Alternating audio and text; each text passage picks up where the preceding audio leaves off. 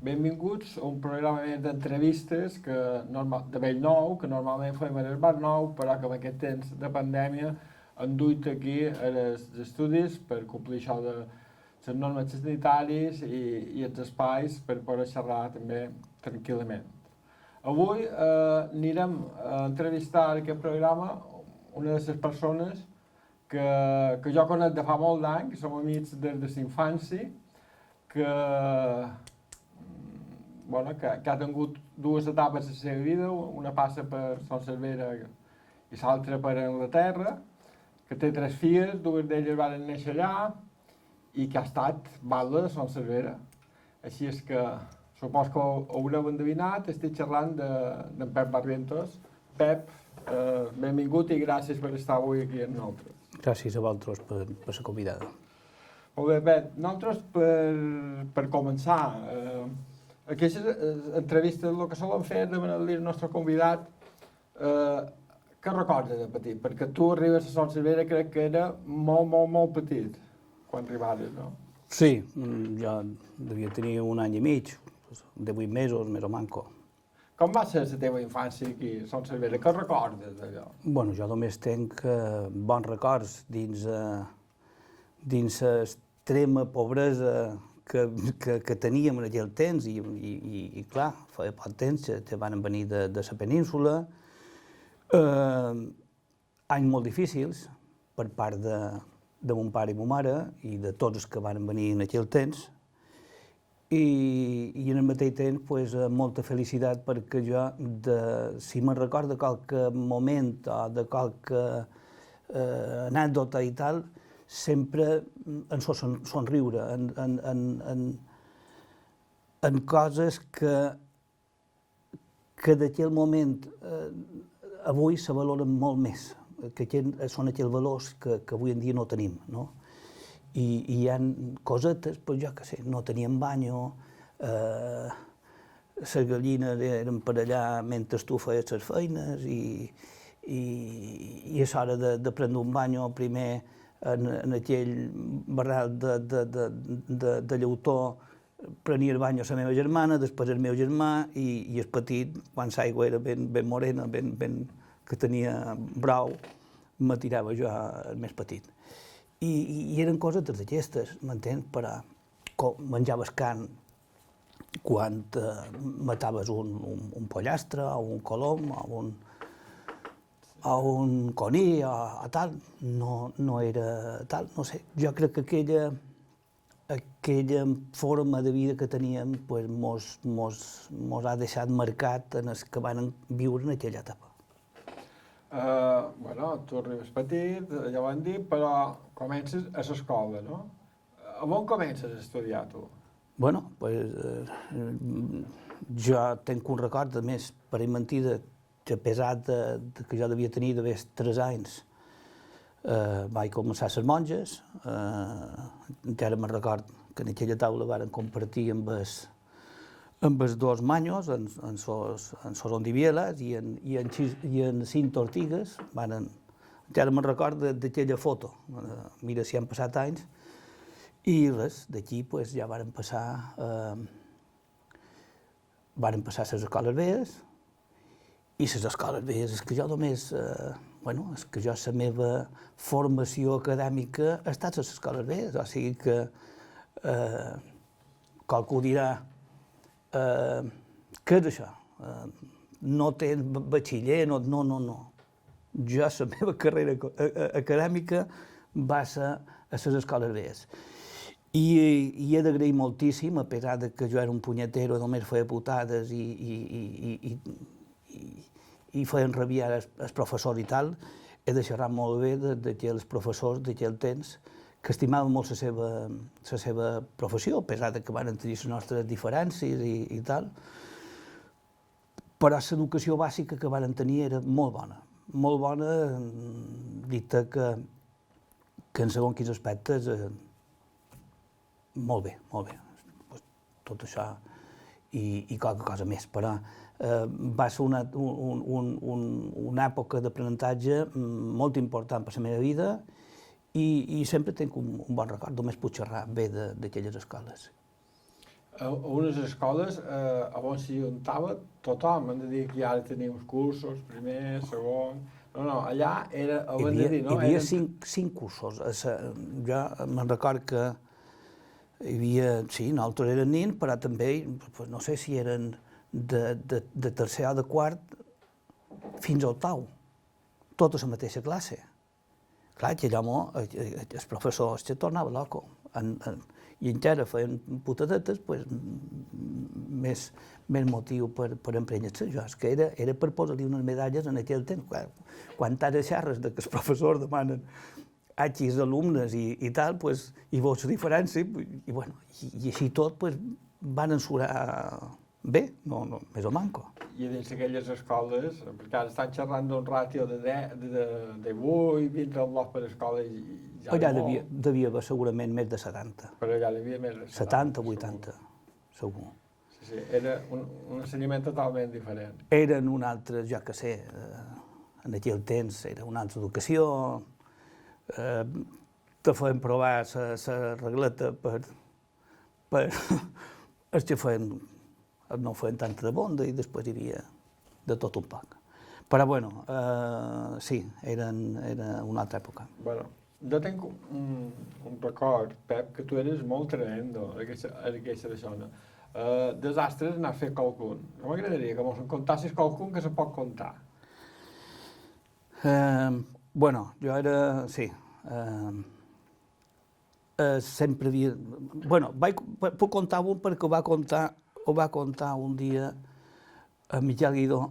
Érem un concurs de canaris a Inca i un dia que érem un sopar, havíem entregat els canaris, o era una entrega de premis i tal, i a la taulada aquella Miquel va contar una cosa que jo m'havia fuit del cap, però se pot contar perquè el va contar ell, que era l'afectat.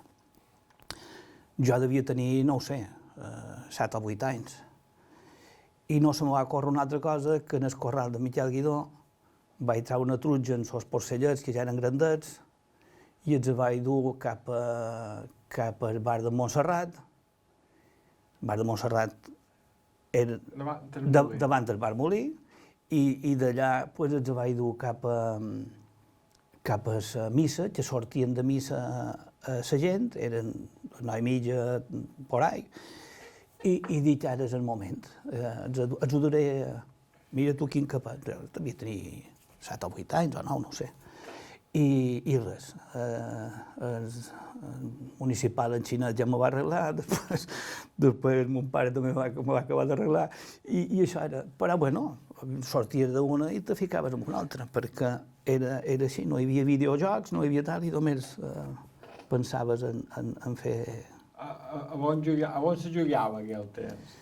Bueno, jo vaig teníem, jo crec que teníem diverses èpoques de puestos per jugar. Jugàvem molt per socinar aquell que hi havia, que encara és, quan surt de Sant Cervera anant cap a Pula, a l'entrada de Sant Cervera, allà on usinar, allà, de vegades torren duia aigua i posaven cordes i passaven a la corda d'una usina a l'altra. Allà era un puesto que m'agradava molt. Jo després vaig tenir molt de temps una infància... Bueno, la infància meva va ser molt agradable perquè, a més, vaig compartir amb companyeros, jo que sé, en Joan Marí, en Joaquín Municipal, en tu, tal. Però teníem una vida molt dins el Puig de la Font. Teníem moixos a la cova calenta del Puig de la Font. En Joan Marí i jo, havies acabat la llet, ara venga, i davallaves i tornaves a pujar. Per això t'estic xerrant, ara vengo i ara me voy. Feien també molt de dies, a més en ple estiu, el torrent de Son Sart corria l'aigua, perquè després va haver unes polítiques que van engratar els torrents i se van encarregar la capa aquella impermeable que solen tenir els torrents, i llavors ja no ha tornat a passar l'aigua com passava en aquell temps. Però en aquell temps hi havia com unes catarates, i en Joan Marí i jo varen passar molt d'anys. A més, mos passaven les hores, son pare era guàrdia civil, i mos esperava, i ja com que li va com a prohibir que anés amb jo, perquè no sabien l'hora que era. Clar, no hi havia rellotges, no hi havia mòbils, no hi havia res. Però, bueno, una infància molt... té moltíssimes anècdotes per riure i per contar i tal, però, bueno, això realment no... I recordes el tren, tu? Sí, moltíssim, moltíssim. Jo, a més, era... part de la meva família viu a Artà i a Rotxas, i tota la part de la família de mon pare, germanes i tal. Pues ell tenia com una obligació del cap de setmana anar a visitar les germanes diumenge quan ell no feia feina. I m'ho anava en el tren. I en el tren, pues, una altra de les putades que fèiem. Hi havia una màquina per arreglar vies i l'agafàvem. A més, era un... no sé si era un familiar d'en Joaquín Rodríguez. I sabien com la manejàvem i m'ho anàvem cap a una banda o cap a l'altra. No vàreu topar mai en el tren, però?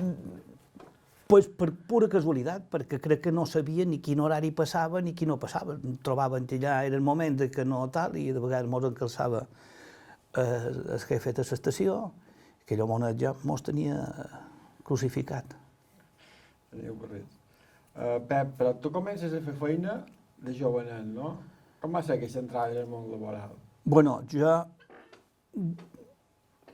jo no tenia cap exigència de mon pare ni ma mare, però jo sempre tenia com l'obligació que jo havia d'ajudar. Els meus germans eren majors, tant la meva germana com els meus germans. La meva germana ja feia feina de telefonista a l'Eurotel. El meu germà va començar a fer feina, per mi va ser l'Hotel La Niña, de camarer, d'això, ajudant de camarer i tal. I jo, el primer any, jo devia tenir 11 o 12 anys.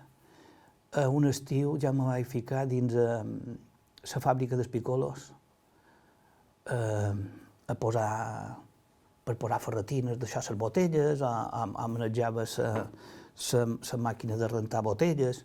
Res, el tema que jo m'agradava tant. I res, me donaven poca cosa, però donar-li a sobre a ma mare, a mon pare, tal, una satisfacció que avui en dia, un dels valors que avui en dia també s'han perdut.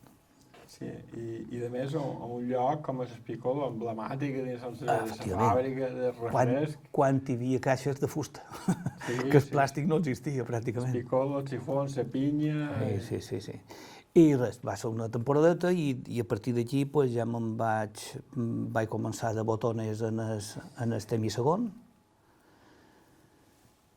I després, l'any següent, perquè jo vaig veure en les recepcions, era una cosa molt insípida, molt disciplinada, perquè jo aquell any vaig aprendre moltíssim, jo vaig tenir molta facilitat amb aprendre idiomes, i era molt bo per això, però m'avorria.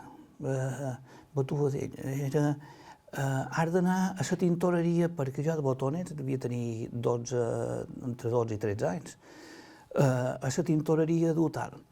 Jo feia les fitxes de policia, aquelles fitxes d'entrada, tal, els feia, agafava la bicicleta, quan feia aquí el solaco d'estiu, les duia a la Guàrdia Civil de Sant Cervera, i tornava, i això cada dia. Tenies unes obligacions, clar, jo me vaig forjar com a... Vamos, m'hauria agradat tenir qualque treballador així com per... Bueno, Sí. Que era així, en aquell temps era així, avui en dia és un crimen si dius que un atleta està fent feina d'aquesta manera, però així tot té molt que agrair tot el que m'ha passat en aquella etapa. A toro pasado, perquè tu jo en aquell temps a lo millor no estaria tan content. Després l'any següent me'n vaig anar a Vista Blava i vaig fer de passavins, perquè clar, des del menjador se n'anaven de festa, i jo veia que se n'anaven a ballar, i jo a la recepció estava com més fotut, més no estava bé. I res, vaig començar allà en el menjador, i bueno, en el transcurs d'aquella temporada vaig conèixer una nina, sí, jo devia tenir entre 14 i 15 anys, i aquella nina devia tenir 13 anys, que és la dona que té encara. I a partir d'aquí van començar a cartejar molts i tal, i va començar una vida que ha estat la meva vida. Antes d'anar a aquesta part de la vida, què recordes d'aquell Cal Millor? Com era Cal Millor aquell temps? Bueno, pues te contaré una anècdota que a la meva dona no li agrada que la conti, però bueno, la contaré. Cada millor hi havia un cine, Cine La Unión. Savoy. Perdona, La Unión, Savoy. Ja me pega lo de...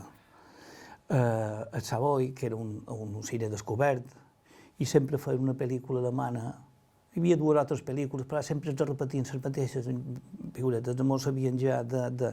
I nosaltres hi havia un garrovers i unes figueres que mos posaven damunt la figuera i veiem el cine gratis. A vegades aquella gent que duen el cine mos tiraven poals d'aigua i tal per viure.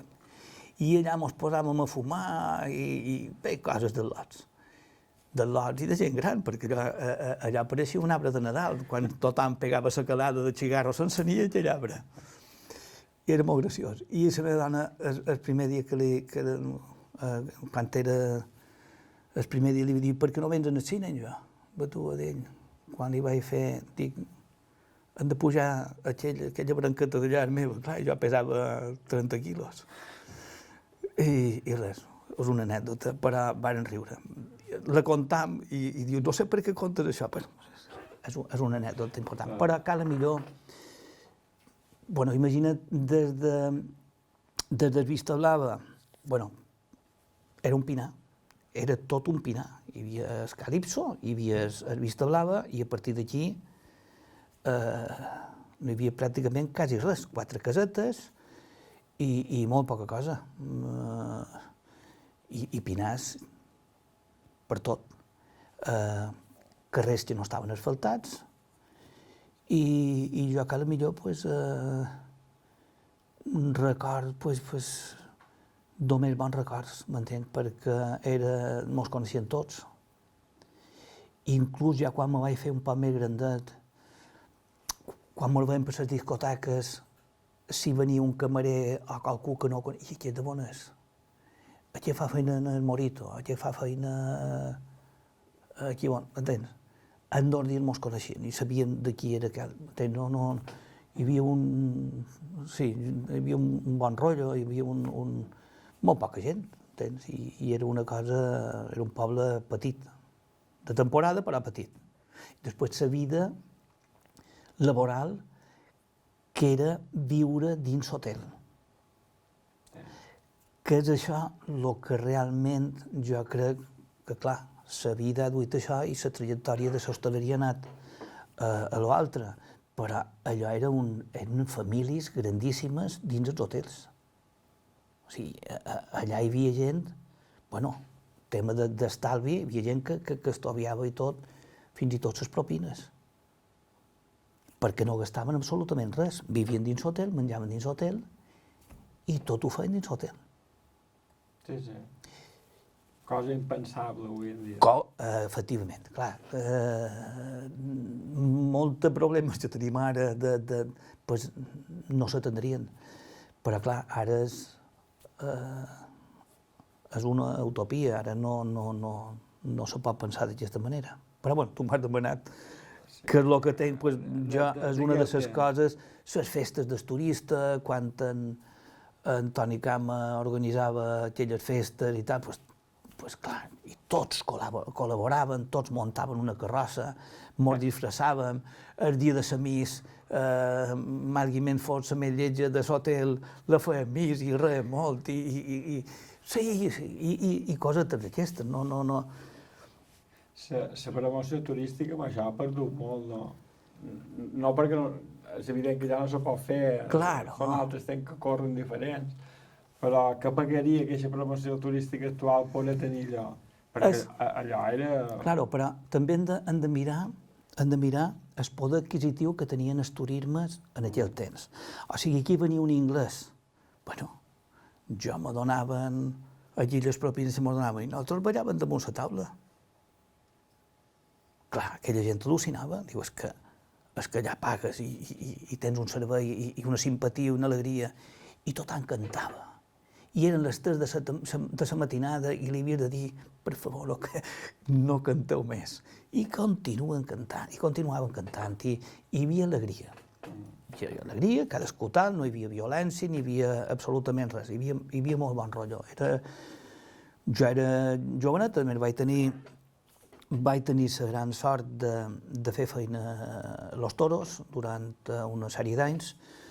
Vaig tenir 2 grans professionals que van ser pràcticament els meus mestres, tant en Guillem com en Joan, i allò sí que era un món diferent perquè va ser un poc el meu inici professional dins aquest món. Pues ja, va ser tot una... En xerrat que vas conèixer la teva dona de ben jovenet, i hem de dir també que llavors te comences una etapa a Anglaterra, no? Tu vas, vens, al principi, i arribes a estar molt de temps allà, a Liverpool, concretament, no? Bueno, estava molt esporàdicament, estava un mes, 2 mesos, venia, me n'anava i tal, després van tenir, bueno, quan les dues majors de Sandra i la Victòria van néixer allà, i la Victòria va tenir un problema de salut quan va néixer i va estar molt malament, i això pues, mos va marcar moltíssim i tal. Hospitals, jo era en ple estiu, jo era aquí, m'havia d'anar cap allà, perquè de vegades me cridava la dona i me deia vine perquè no sura. I va ser un any terriblement... Bueno, me'n record d'allò dolent que ara per si veure que tenen els seus fills, els que són netets i tal, i dius, va valer la pena lluitar tot allò perquè avui en dia tinguis aquella satisfacció de tenir-los ara grandets i que te fan cas. Tu allà muntes negoci, què feies a Anglaterra? No vaig arribar a muntar res perquè no era el meu... Jo el meu ha estat sempre... Ha estat cada millor. Vaig tenir una etapa, però ja de més grandet, que me van oferir agafar un negoci, però bueno, això fa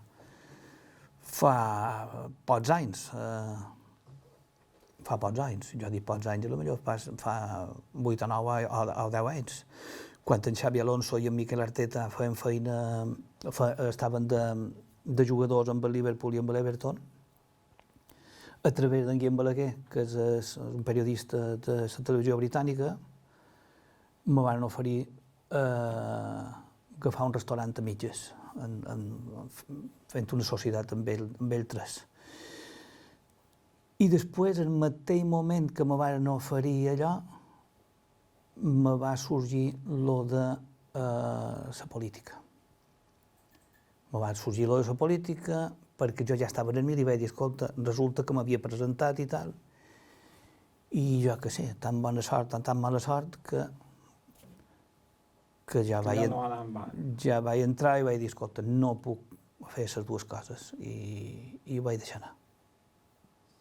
I, bueno, i tornes cap aquí i també se viu hi ha una etapa o època que marca, jo crec que dins cada millor, marca una etapa important, que és quan tu obres la bolera.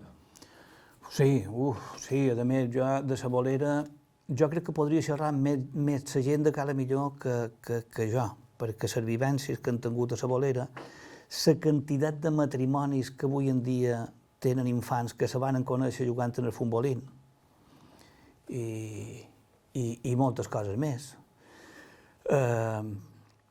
La bolera, pues, era un tema... Era com un casal de joves i venien allà i veien el futbol i tal, i els pares els deixaven allà en tranquil·litat, se n'anaven a sopar i els amollaven allà. I allò que m'aduia, pues, de vegades els havia d'engegar de 15 en 15 perquè només te feien les putades, la pomada, de vegades que dic que la mateixa pomada que tu has donat quan eres petit la t'han donat a tu. I jo me feien putades i jo els engegava de 15 en 15. Però, bueno, dins d'això, encara ara pues, m'he trobat molta gent que encara pues, tenen molt bons records. I la bolera, pues, bueno, hi ha una anècdota que en Carlos Sainz, el pilot de ral·lis, venia en son nin petit, que encara sol ni caminava, a jugar amb l'escà elèctric que teníem. I avui aquell nin que no caminava és pilot de Fórmula 1. Bueno, pues això és que un dia ho vaig fer perquè van posar una fotos antigues de Sant Sericó que ho va posar l'escà elèctric de la bolera. I aquell escà elèctric, pues sí, té aquesta anècdota i en té més, però aquesta és famosa. Era famós també aquell escà elèctric tan gros... Sí, era enorme, no? Era una cosa que pues, no se veia per tot. I la bolera pues, va tenir vida fins que va arribar a Seuro. Quan va arribar a Seuro, pràcticament tots els que tenien que veure amb màquines recreatives i tal, tots se'n van anar a Norris i jo també. Tristament va acabar així. Però va marcar època, que sí. Perquè una bolera, l'Amèrica, això, era una cosa grossa. Sí. Bueno, previ a agafar-lo jo, hi havia 6 pistes i jo feia feina dalt, a Los Toros, i allà era un espectacle.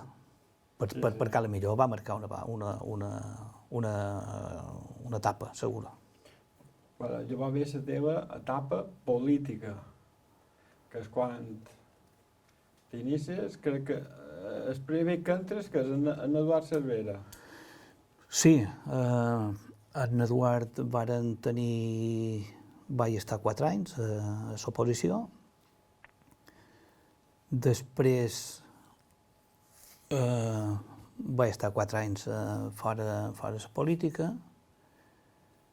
Després me va tocar, perquè me van cridar del partit, jo m'havia anar, perquè vaig tenir aquella etapa de l'oposició, i de vegades pues, tampoc no tenia massa ganes, i el partit pues, me van cridar, em van demanar si jo podia ser candidat. Jo vaig dir que no, perquè sabia que no estaria capacitat per tal proposta, perquè era una cosa encapçalar una llista, jo trobava que era molta responsabilitat i jo em trobava que no estava preparat. I res, al final, pues, no va quedar més remei, jo crec que no van trobar ningú, senzillament és això. I vaig encapçalar la llista i vam estar 4 anys més a l'oposició. I després, l'any següent, la legislatura següent, aquí ja vam estar 2 legislatures governant. La política ha anat per moltes coses, en podríem xerrar, però jo sempre en compto una, perquè és una anècdota, sempre dic que és un balde valent, perquè si un balde embasteix el seu propi partit, que està a Madrid, si a més embasteix a la ministra de Foment, que era Magdalena Álvarez. Així és, sí.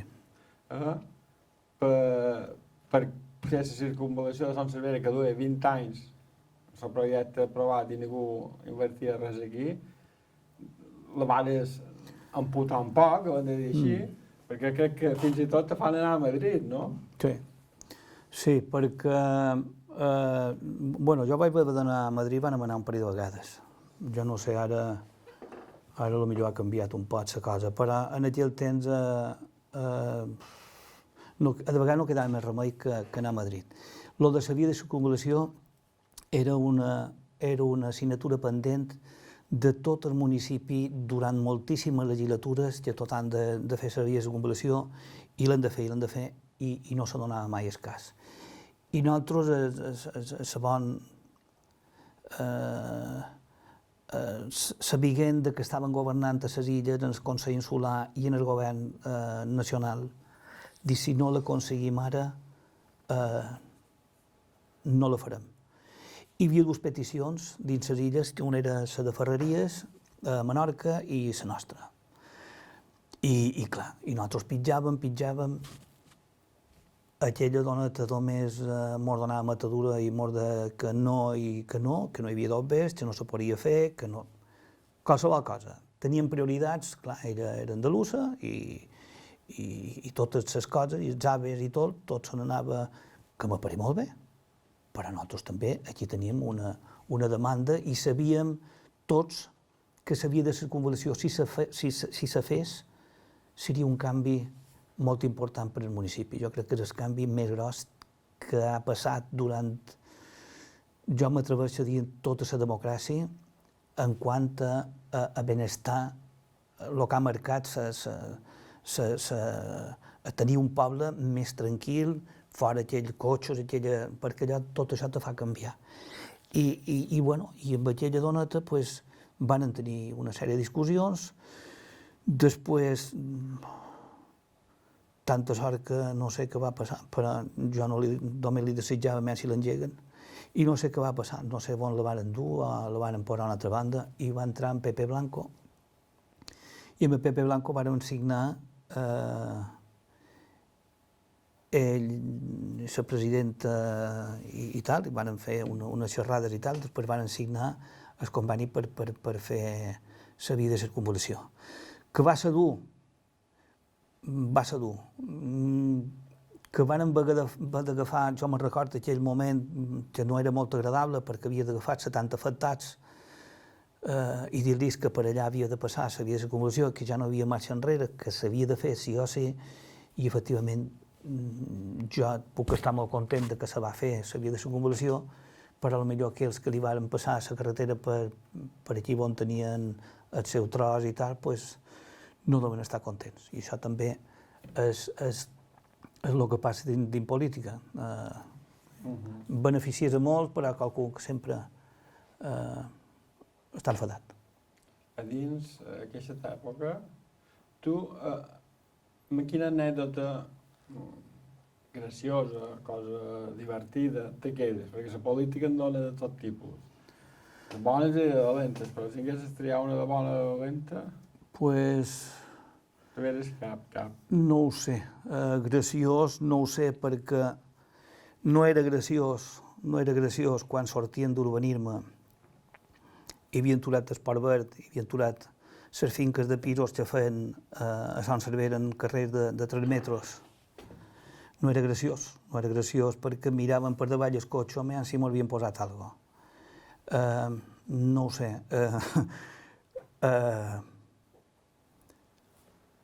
No ho sé.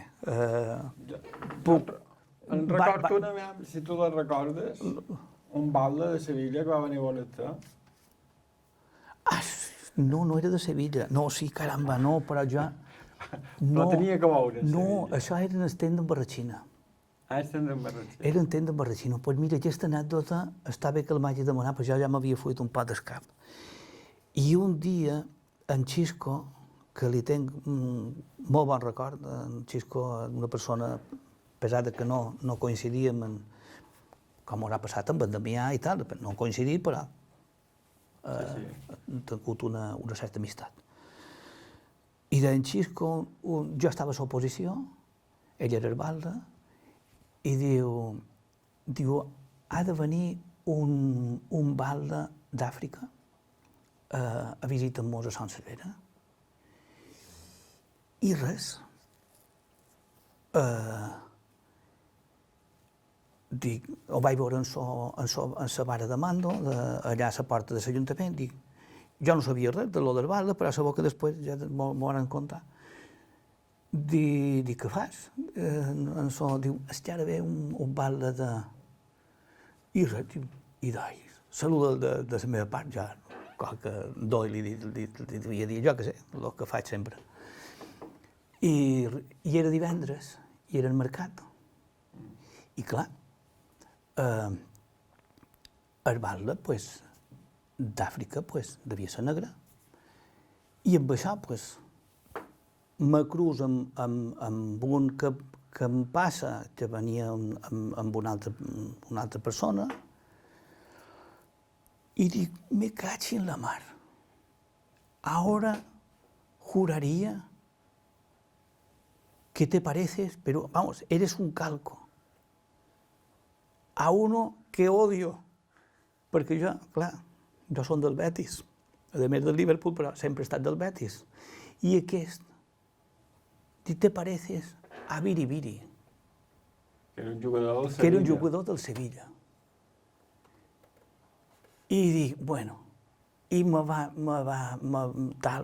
començar a riure i tal, i amb això en Xisco diu, surt de la Junta i diu, Pep, no m'havies dit que ho coneixies. És que va ser balde. Aquest era el balde de Gabon. De Gabon. I clar, ell venia convidat aquí de Sanwin, perquè Sanwin tenia un hotel a Gabon. I venia en el director general, o en el director de tal, a presentar-li en Xisco per el vincul aquest que tenien els dos establiments hotelers en aquestes dues puestos. Doncs mira, aquest anat, jo ja m'havia fuit, no, anècdotes n'ha hagut moltes. Sí mateix, no? Un jugador de futbol que va ser que balde. No. A més, quan ja li vaig dir que jo era el Betis i que jo l'odiava, bueno, encara és la penya que era de Sevilla d'Arbiris, a nom d'ell, perquè ell provocava molt quan... Passió, futbol. Sí, era... Sí. Bueno, Pep, no han xerrat de les teves aficions. Hem de dir, el primer de tot, que tu has estat un gran canaricultor, i des que te conec, i fa molt d'any, crec. Sí. Sempre has tingut canaris, has creat canaris, i has viscut, has concursos, has viatjat darrere els canaris. Sí, bueno, jo en el principi agafaven trencapinyons, tenien verderols, mos posaven 4 filats i agafaven passarells i tal, era quan eren nins. Però, sí, jo devia tenir molt pocs anys, ja vaig començar a tenir canaris, el meu cunyat va començar a sortir amb la meva germana, també li agradava l'afició dels canaris, i van tenir canaris, ell i jo, després jo vaig continuar el meu, ell va continuar el seu, hi havia en Xerafí, no ho diré, Xerafí també un gran criador, de fa moltíssim d'anys, perquè en aquell temps eren molt pocs que tenien canaris. Xerafí Nebot, sí. I bueno, m'ha donat moltes alegries, campionat d'Espanya, campionat del món i tal, però l'alegria més grossa que m'ha donat els canaris són les amistats que he tingut en els canaris. Arribes a conèixer molta gent dins el món que és molt agradable, perquè quan te'n vas fora d'Espanya te fas una cervesa amb un, xarres i tal, ja coneixes la dona d'un, l'altre te demana per els fills i no sé, és un hobby molt agraït. Llavors, hem de dir que també tens en Lorenzo. Us has d'explicar la història d'en Lorenzo, que som lo darrere. En Lorenzo m'ho van endur, és un corp, és molt graciós, és molt lleig, però és molt graciós. I és un corp que va venir, sabeu que no havia tingut no li havien donat molt de calcio, és un animal, jo l'he criat en cautivitat de petit, però ja de petit venia en les cames un poc semifracturades. I tenia una cama que la tenia li van haver d'amputar un dit. Ara només té 6 mesos, o sigui, és un pollo. Penseu que que un corp en cautivitat pot viure 40 anys i lliure 13. Què passa? Pues que és un punyetero, només aquest sí que me'n fa de putades, perquè la mínima que no està contenta pega una picotada i quan te pica aquest bitxo és terrible. Ara estic en una etapa d'aprenentatge perquè vull que el dia de demà puguin anar lliure i si vol tornar bé i si no, que no torni. Però ara pues, pas pena perquè ell no sap on és l'enemic, no sap el que és una carretera, no sap tal, i això, pues, a poc, pues, hauré de donar-li vol per segons quin puestos on no hi hagi perill, que pugui tornar i que pugui menjar ja coses, que jo li dono coses perquè si un dia se'n vol anar, que se'n vagi. Que queda, pues, fantàstic, perquè és un bon amic, és molt intel·ligent i és molt graciós, Jo faig més vídeos d'en Lorenzo que de la família, però bueno, és així. Explica-mos on el tens, primer. Perdona?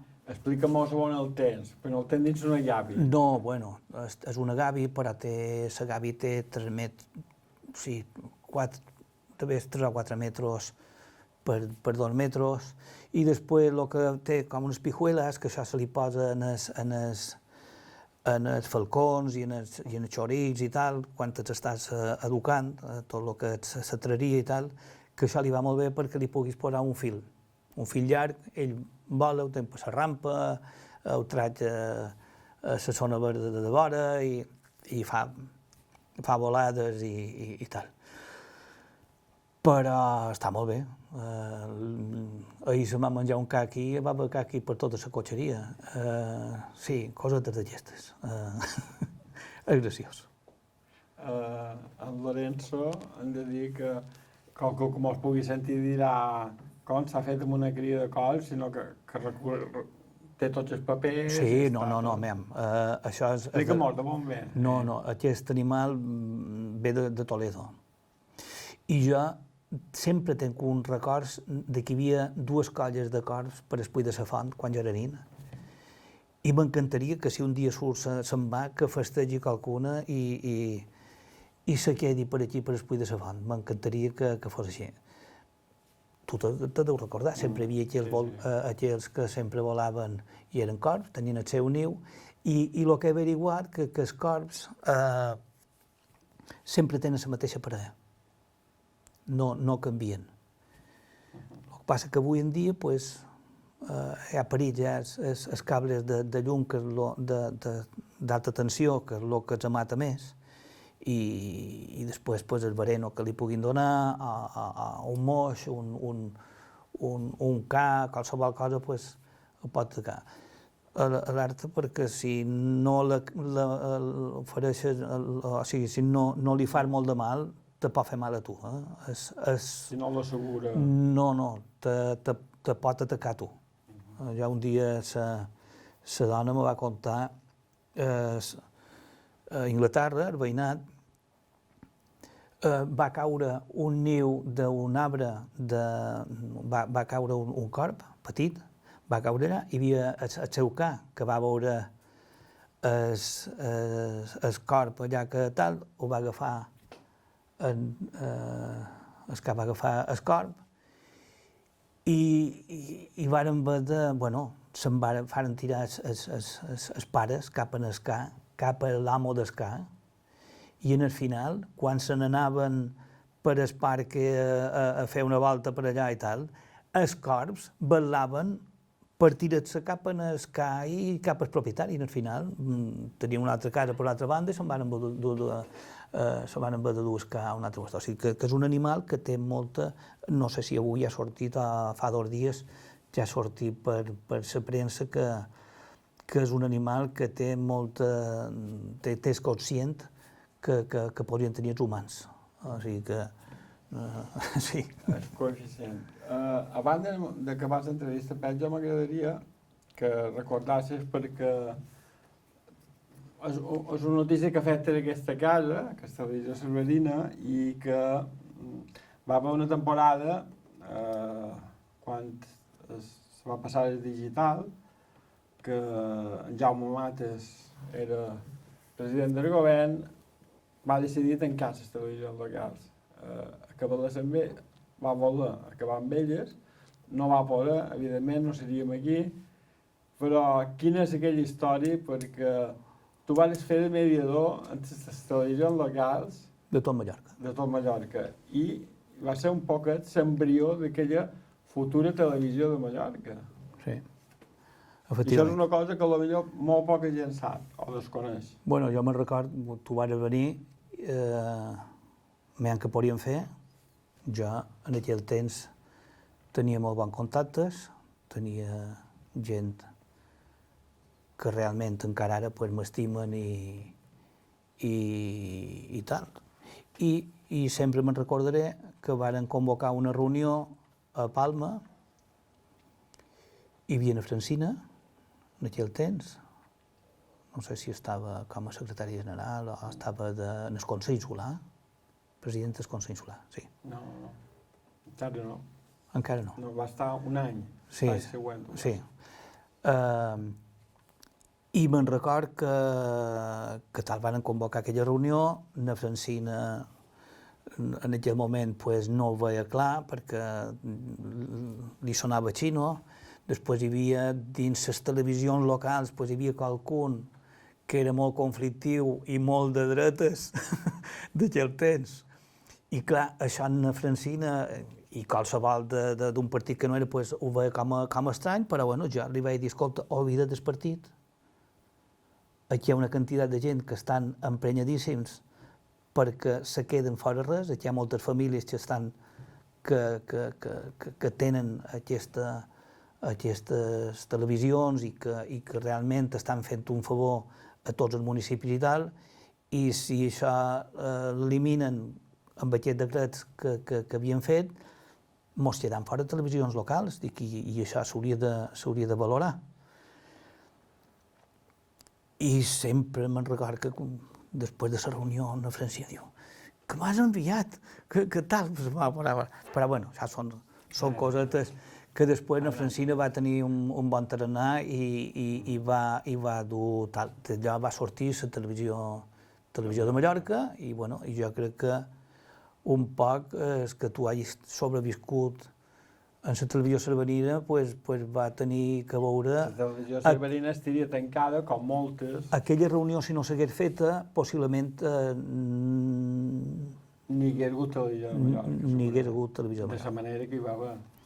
Que hem de dir que el model de televisió de Mallorca ha estat un model, a pesar que l'han tancada, que és la primera societat pública que fa quiebra d'Espanya, la primera i única de moment, perquè tenia massa èxit d'aquella fórmula local.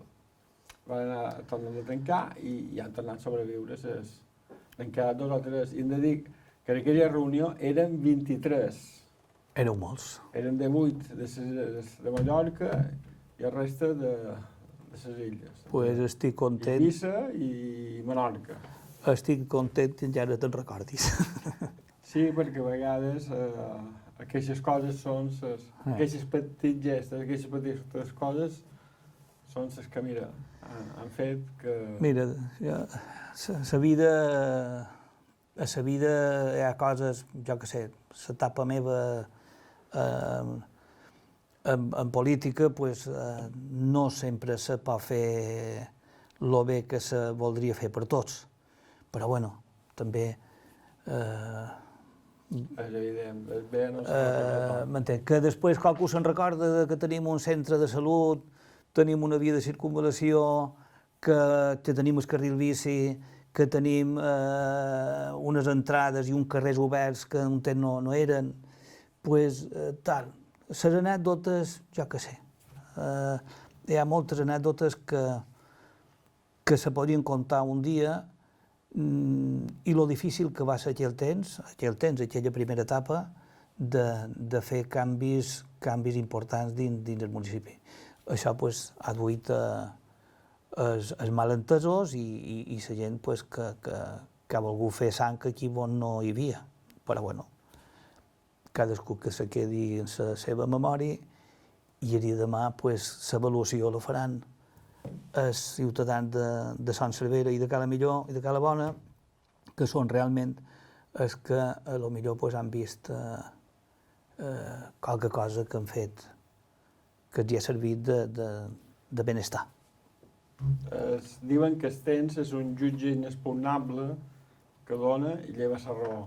Així és. Deixem que jutgi el temps, i gràcies, un primer per estar amb nosaltres. Nosaltres acabam aquí la nostra entrevista de Bellnou i tornarem amb més entrevistes de Bellnou per recordar com era el nostre poble i el món que envoltava els nostres convidats fa un grapat d'anys ja. Adéu.